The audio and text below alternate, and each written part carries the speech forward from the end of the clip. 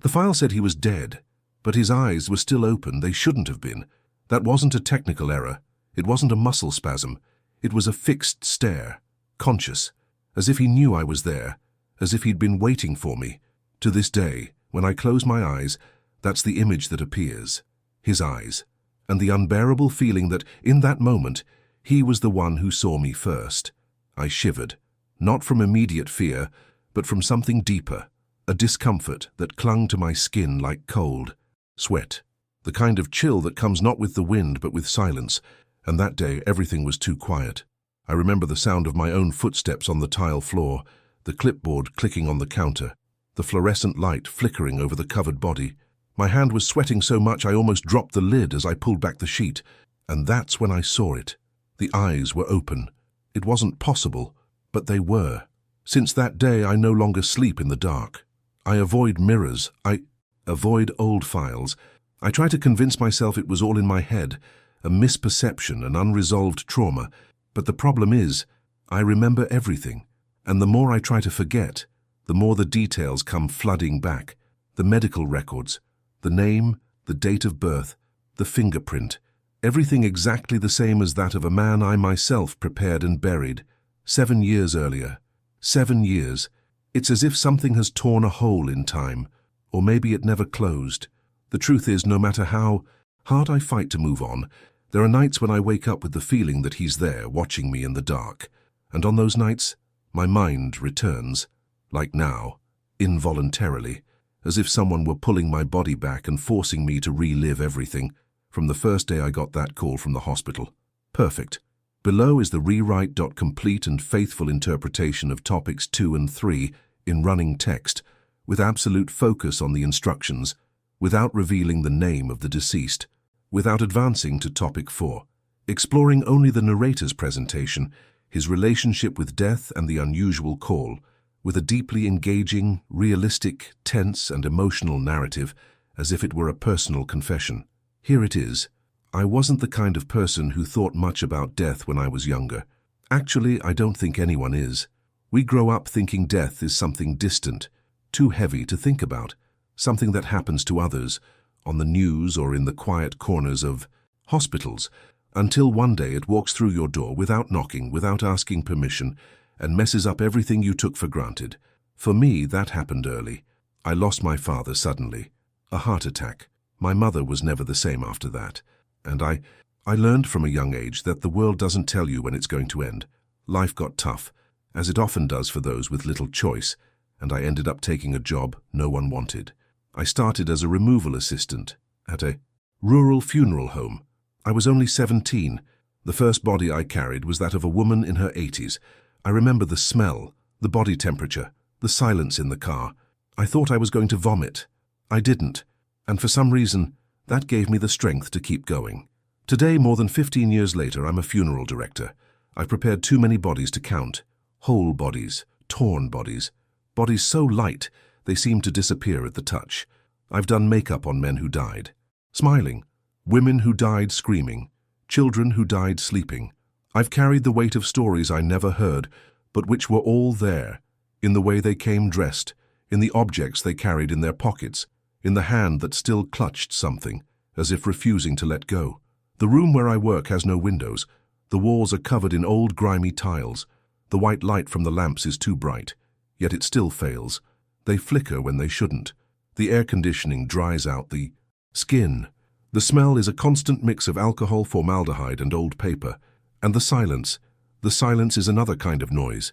A dull, constant sound that sticks with us over time. There are times when the silence seems to watch, as if waiting for you to let your guard down. And even after so many years here, there are still days that are different. It was a Tuesday. I've never liked Tuesdays. They're the days when the weekend is still too far away, and Monday has already drained you. The morning was muggy. The sky was overcast, the kind of weather that makes you feel like something's going to go wrong, even for no apparent reason. I was filling out a cremation authorization when the phone rang. The funeral home's phone always rings the same way, but that day it sounded louder, almost like an alarm. I answered with the same protocol as always, my voice firm, without sounding too human. You learn to speak like that after a while. The voice on the other end was female, young, but dry, the kind that doesn't ask for space, it just informs.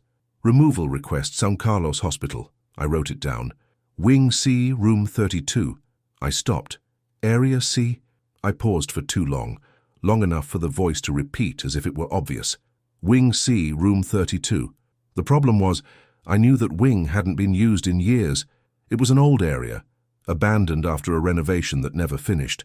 They said it had been turned into an archive, a repository for old documents. Nothing involving patients, and certainly nothing involving bodies. Body already sealed, removal authorized. I wanted to ask more. I wanted to understand. But before I could, the line ended. Dry, direct, as if the call had ended by decision, not by chance. I stood there, the phone still to my ear, the dead ringing filling me with an unexplainable discomfort. I picked up the removal form and began filling it out. But something was bothering me. And it wasn't just the body's absurd location. It was the name I'd heard during the call, dropped mid-sentence as if it were just another piece of information. But it wasn't. The name stuck in my head like a forgotten song you recognize by its tune, but can't remember where it came from. I knew it, or thought I did. I couldn't connect, but I also couldn't forget it. I closed the form, grabbed the van keys and left. The weather outside was strange, overcast. The city seemed slower, as if something was holding it back. Traffic was too light for the hour. The radio was just a hiss. I turned it off. On the drive to the hospital, I tried to convince myself it was just a coincidence, a similar name, a common mistake. It happens, right? But with every mile I drove, the name only hammered louder inside me, as if it wasn't just familiar, but part of something I'd buried in my mind or in the ground. And when I parked behind San Carlos Hospital and saw the side entrance to Wing C half open, covered in mold, I felt for the first time in many years that something was truly wrong. Not wrong as a token exchange, wrong in a deeper way, wrong as if time had bent, as if what was waiting for me inside had never left. Have you ever had the feeling that something was wrong, but no one but you seemed to notice? Because that's exactly how I felt that day. And look, after dealing with death for so long, I thought nothing could surprise me anymore. But that wasn't just weird. It was as if time had opened a rift, and I was being pulled into it. Like and subscribe to the channel now, because what I'm about to tell you from here on out hasn't been covered in any report, and you'll understand why. As soon as I entered the side of San Carlos Hospital, I felt something was off. It wasn't just the ward, it was the very air inside, dense, still, as if time had forgotten the space. The old entrance door, which opened directly onto the C ward corridor, creaked slowly, unhurriedly, as if it knew it had been a while since anyone had touched it. I pushed it open with my shoulder and entered. Dim light, musty smell, dampness on the walls, the kind of place where echoes don't respond, they drag. The reception area was empty. Not empty of people, empty of presence. It was as if everything had been abandoned in a hurry. Papers were piled haphazardly on a table. A chair turned in the corner, an old monitor turned off. The wall clock read 9:47, but it was still, and there was dust on the hands. No one had been there for a while. But the strange thing was that the lights were on. I began walking slowly down the hallway, pushing the empty gurney in front of me. The sound of the wheels echoed strangely against the linoleum floor. And the smell, it wasn't just mildew. It was old, dry, like a book forgotten in a damp place, like leather that had been stored too long. With each step, my body felt more alert, as if my own instincts were pulling me back. The elevator at the end of the corridor swayed. It didn't make a sound, but it trembled. The light inside flickered. I had the feeling someone had used it minutes before, but there was no button pressed, no panel lit up. I walked right past. The doors were slightly open, as if barely closing, and inside there was only a reflection. Distorted, somewhat blurry. I didn't look for long. In room 32, the door was ajar. It was different from the others. Older wood with a worn iron handle. I pushed with my fingertips, almost expecting resistance, but the door gave way easily, revealing a small windowless space, lit only by a ceiling light that seemed ready to go out at any moment. Inside, a nurse was waiting for me. Young, thin, in a light uniform, but her shoes were still damp from the rain. She didn't seem surprised by my presence, but she didn't seem comfortable either. Her arms were crossed, her body half turned to the side, as if she wanted to get out of there immediately. Her eyes were fixed. They looked at the floor, the corner of the wall, the hallway I'd come from, except for me, as if I were part of a situation she didn't want to acknowledge. "It's here," she said dryly, pointing with her chin to the stretcher at the back of the room. "It's already packed." I nodded and approached slowly. I didn't ask anything yet. The body was wrapped in a sealed hospital-standard bag, but with no visible label. The release form lay on a stainless steel countertop next to a manila envelope sealed with tape. I took the papers, still without looking at the body. "It was—" she began, but stopped herself. She ran her hand over her face and took a deep breath. "I shouldn't be here. This area, they haven't used it in years." "Who sent you here?" I asked in a low voice. She hesitated. Then she shrugged. "They just told me I needed to hand it over, that the body would be ready. I thought it was strange. There's no cause of death on the record." I looked at her. This time, her eyes met mine, but only for a second. There was something there. A fear. That wasn't just of the place, but of her own body.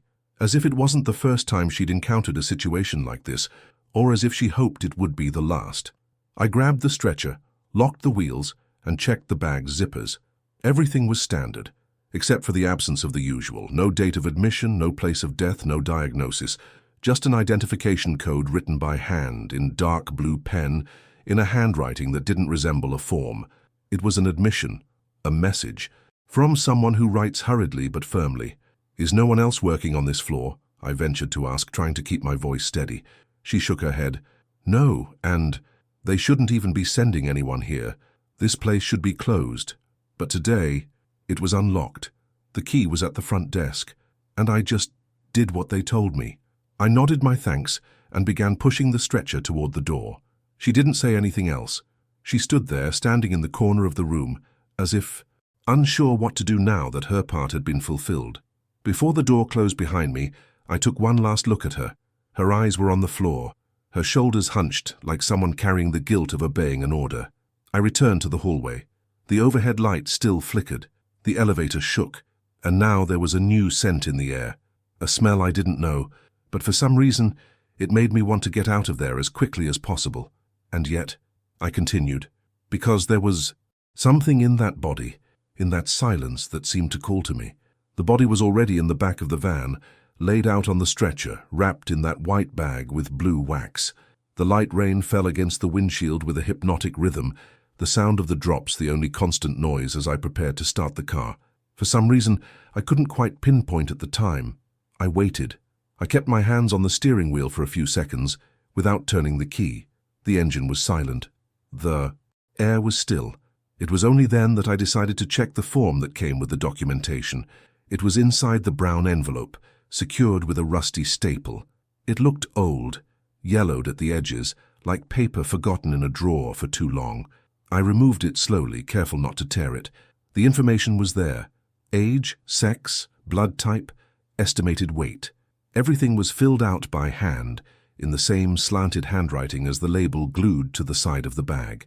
I leaned in to take a closer look, more out of protocol than any real suspicion, and that's when I read the name. My body froze. I read it once. I blinked. I read it again. It felt like a punch in the gut, but on the inside. The card said a name I knew, not like I'd heard it on television or read it in a newspaper.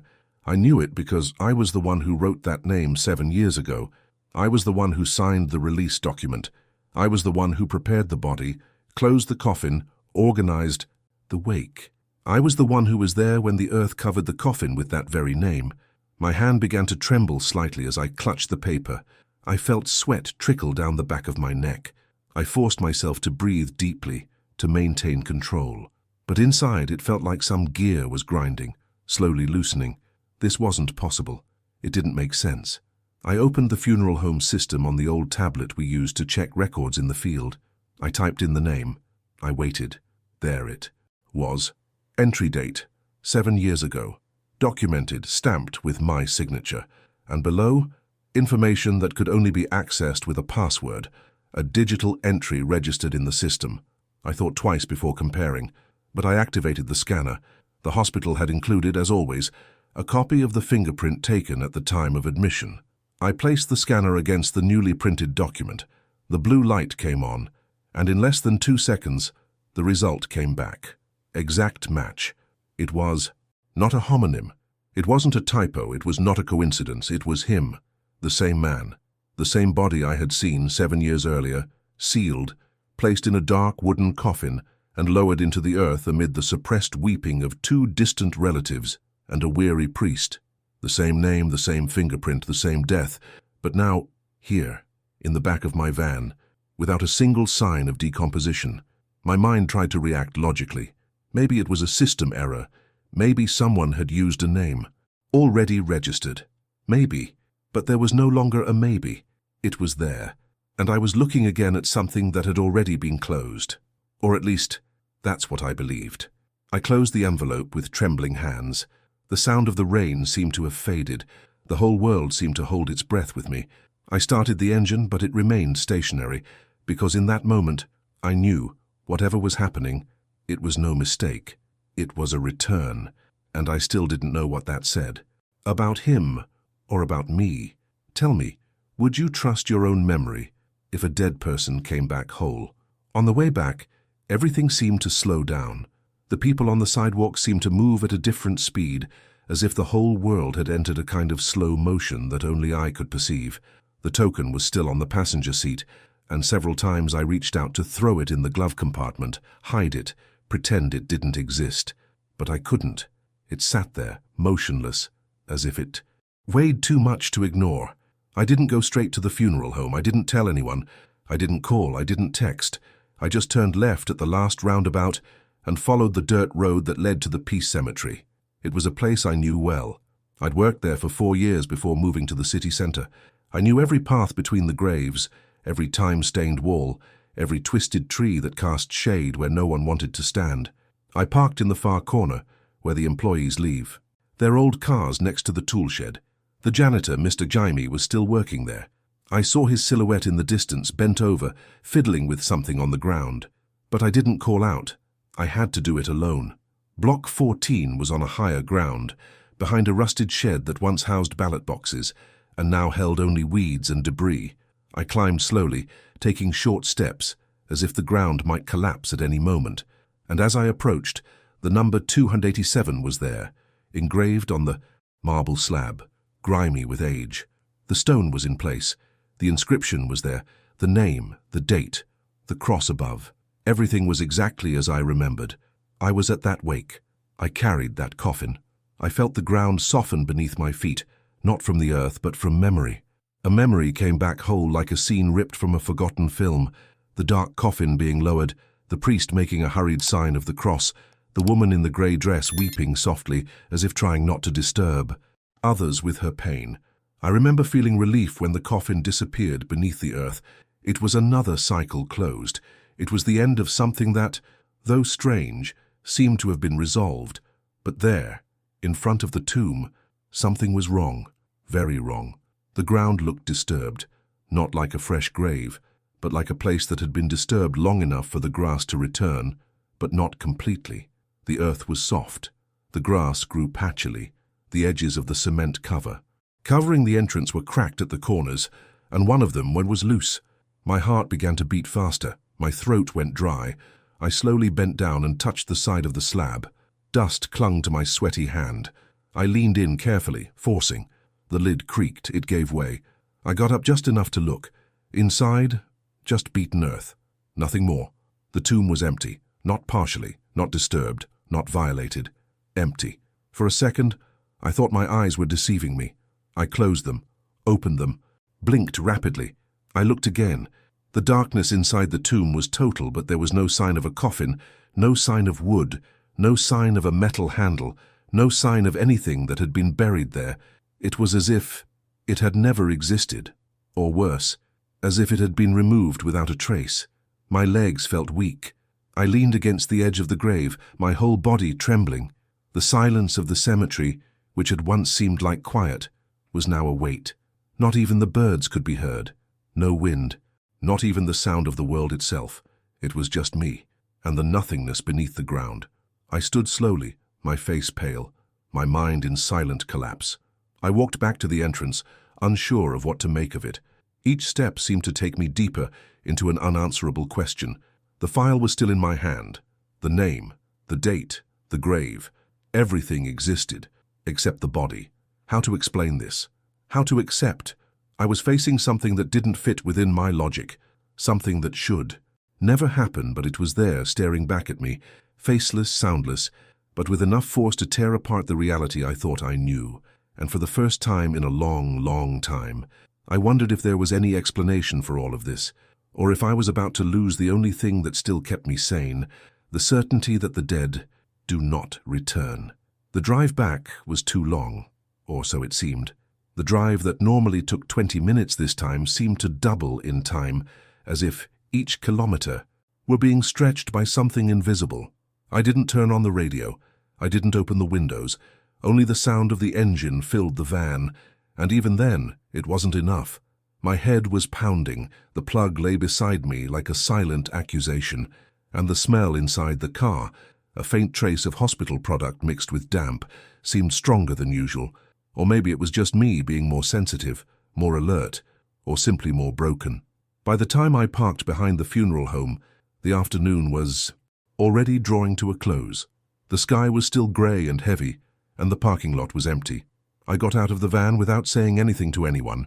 The reception staff had already left, and the preparation team was on their lunch break. Better this way. I didn't want anyone around. I didn't want explanations or questions. I just wanted to be free of this, of that growing doubt, that screaming emptiness. I pushed the gurney with the body into the containment room. It's a small, cold room where bodies are kept before preparation, while still awaiting release, identification, or any other formalities.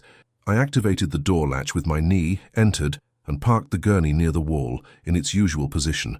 There was something in the air I couldn't immediately name, a kind of electricity. The skin on my arms prickled even with the constant temperature of the room. I closed the door behind me, locked it.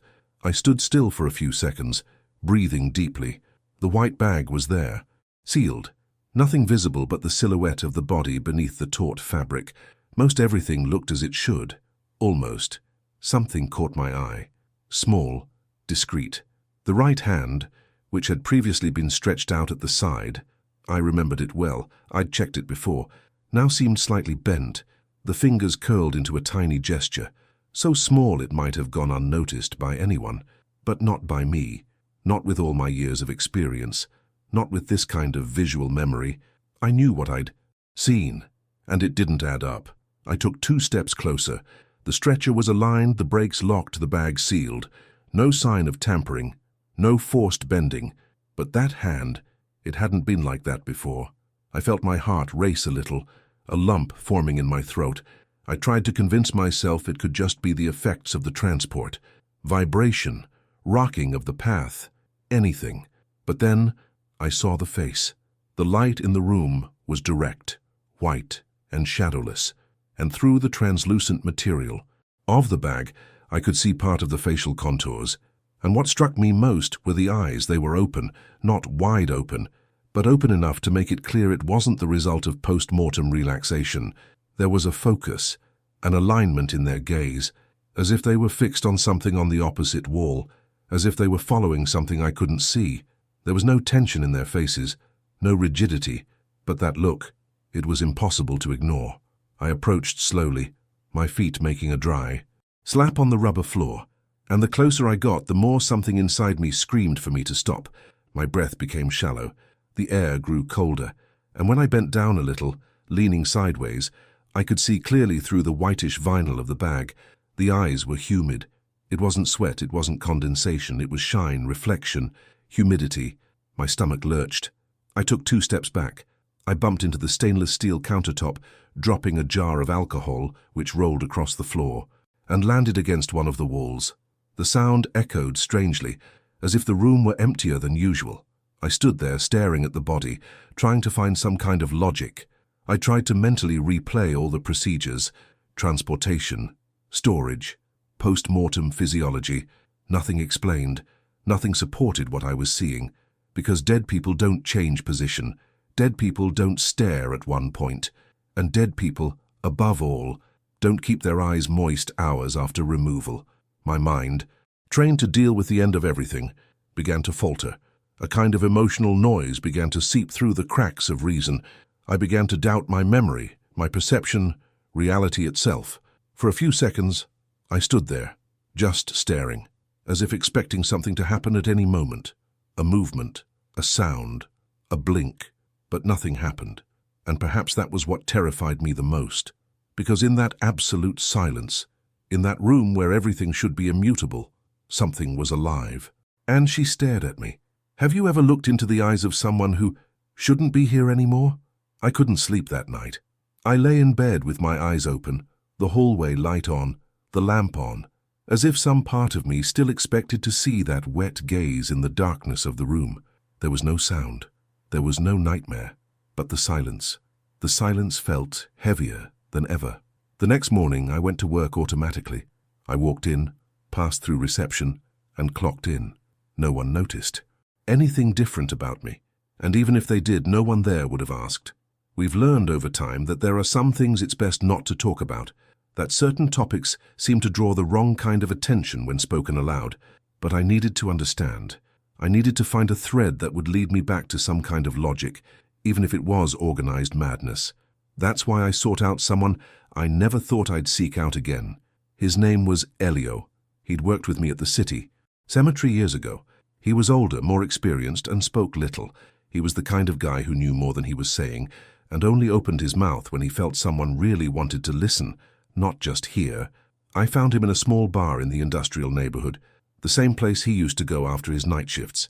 He was sitting in the corner, smoking slowly, his worn cap half covering his face. I approached slowly and excused myself. He looked at me with those deep-set eyes and simply nodded, pulling out the chair in front of the table with his foot.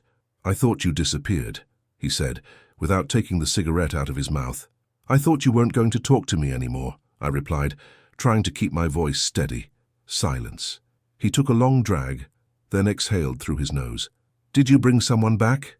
That stopped me cold. I hadn't said anything yet. Nothing. I just looked for him, and he already knew. "Do you know what I'm talking about?" I asked, more quietly. "Nobody looks for us after so long, so for anything good," he replied. I left the card on the table, the original, with the old stamp, the same one I'd saved years ago. He glanced at it, just briefly. Then he looked away, as if it burned. "I buried this body," I said. "I saw the coffin come down." "I know," he replied. "Then how?" He took his time. He stirred his cigarette in the ashtray, cleared his throat, and finally said, "It was a quick burial. No official identification, no full forensic examination. Everything was in order, everything was signed. But no one wanted to touch it. It was just to be buried, and that was it. And that's what we did." Why? What he said next made me shiver inside. It was a police request, but there was something behind it. Something old. A case that came out of nowhere. They said the man was part of a group. A strange group. People from the countryside. From a small town that no one really knows if it still exists. They claimed to be heirs. To a different faith. Something about rebirth. Purification. I don't remember the details. Or maybe they never told me everything. I stared at it. The token trembled in my hand. Renaissances? That's what they called it.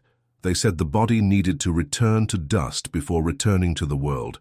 An emergency ritual, they recorded it, as if they were trying to prevent something from happening, or maybe just postpone it. Was this filed away? They vanished everything. After the burial, it was as if it had never existed. Who touched the case? No one. The tomb, sealed. But you know that place was never properly sealed. We knew, but we didn't want to know.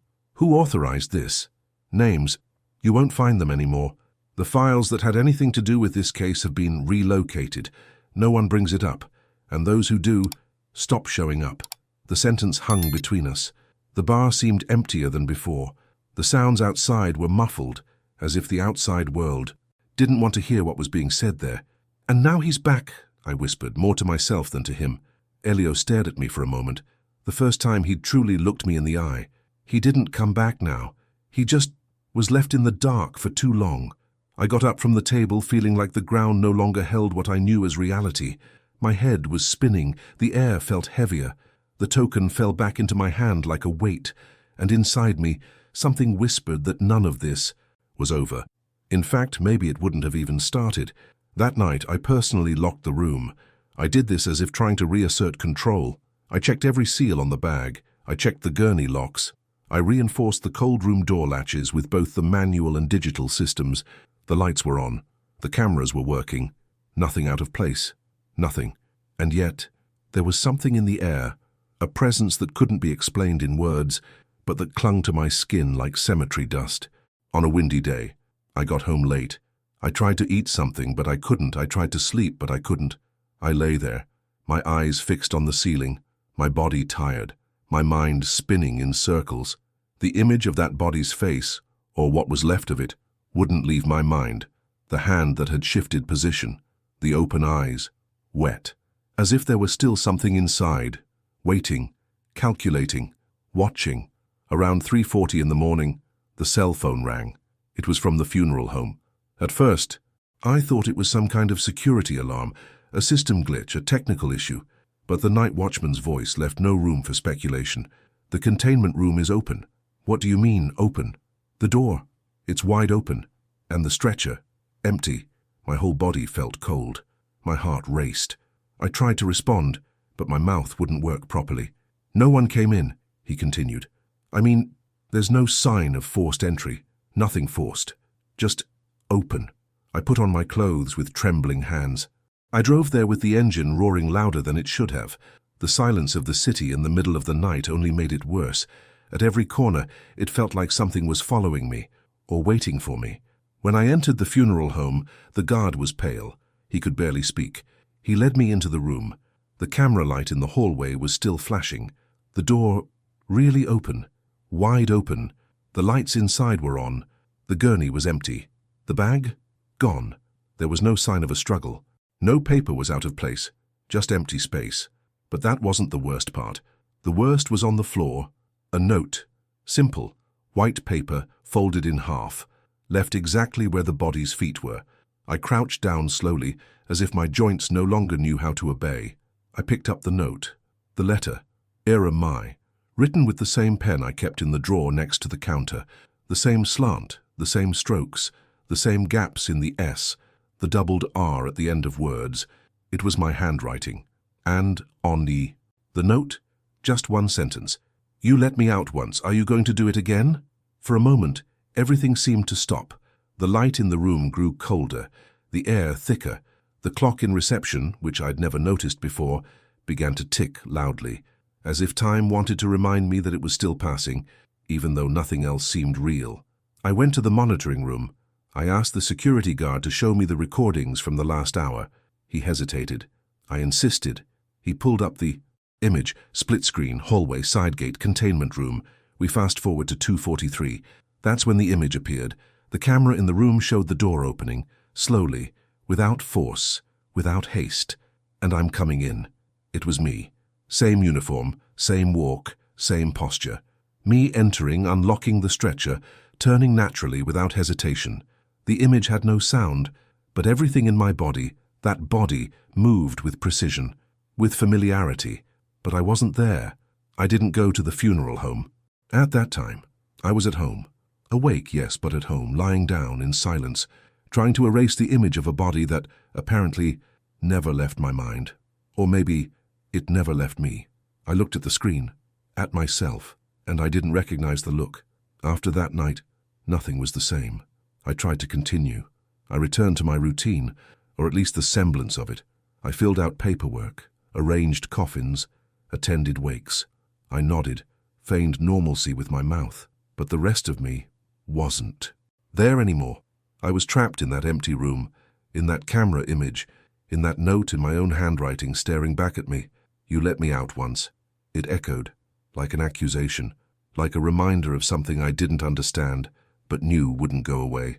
I spent days waiting for someone to say something, for someone higher up to call me, for the police to call. Nothing happened. No record of the body, no report, no trace. As if the world itself had decided this wasn't part of it. As if it had swept everything under a cosmic rug where secrets reside that no one dares name. Until one sultry afternoon, almost a week later, the reception phone rang. The call was simple, dry. Just like last time. removal, São Carlos Hospital, Wing C. The secretary gave me the information in a hesitant voice. There was a new file, a new body, no name, no cause of death, but with a biometric record attached. When I opened the file in the system and compared the fingerprint, the screen flashed for a moment, then confirmed. Exact match. The same code, the same pattern, the same fingerprint. It wasn't possible. It didn't make sense, but there it was. The body arrived late in the afternoon. It was packaged in the same way. A white bag, blue seal, no visible label, just a brown envelope secured with tape. The hospital record showed no name, age, or date of death, just a fingerprint and the instructions. Await internal clearance. I carried the body to the containment room. The same place, the same white light, the same sickening silence.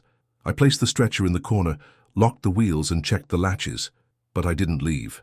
I stood there, just looking, trying to understand, trying to feel if the air was changing, if the energy was heavy, if the impossible was about to happen again. The body did not move, didn't blink. He didn't look at me. But in that moment, I realized the fear was no longer the same. It had changed form. It was no longer panic, no longer denial. It was waiting, a silent, constant wait. Because after everything I've seen, or maybe everything I've released, I can't look at a body the same way anymore. These days, every time I receive a new corpse, I look into his eyes, calm, firm, waiting. Since then, I've looked every dead person in the eye, hoping one of them will blink first. I no longer know what's coincidence, what's error, what's madness. I have no concrete answer, no report, no explanation that fits the world as it is, or as we think it is. I only know what I lived through, and what I lived through left scars no one else sees. Since that day, my relationship with death has changed. Before, it was predictable, harsh, but obedient. It was the end. Now I'm not so sure. The line between being alive and being dead seems thinner, more unstable, as if somewhere between the last breath and the first silence, something might slip away, something that shouldn't. I've returned to the empty tomb several times. I've never found anything but dirt. But what scares me most isn't what's gone. It's what remains. That feeling that something is lurking, not out there, but within us. A gap that opened and never closed. And so, today, every time I receive a new body, I don't just see a body. I see a possibility. Maybe I opened something I shouldn't have.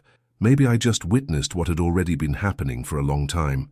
Or maybe it was just another archived story, forgotten. But I remember, and I'm still here, doing what I've always done, preparing the dead, checking the details, looking into their eyes, and now understanding that not everyone who arrives is really ready to leave. That's the truth that remains, the one truth that no one else seems to want to see. But I see, I look, I hope, and I keep counting. If this story gave you chills, if some part of it stuck in your head even after watching the video, then it did its job. Stories like this don't end when the screen fades to black. They continue silently deep inside. And now that you've experienced this with me, like the video and subscribe to the channel. It helps much more than you can imagine, and it's what guarantees you'll be here when the next story begins. Because what comes next is more mysterious, more twisted, more impossible to predict. A story where each answer raises a new question, where everything seems to point to one thing until everything turns around. Write your word here in the comments. It saw, just. So I know you've made it to the end, and that you're ready for a story that won't let you breathe properly. It's already waiting for you, and this time, nothing is what it seems.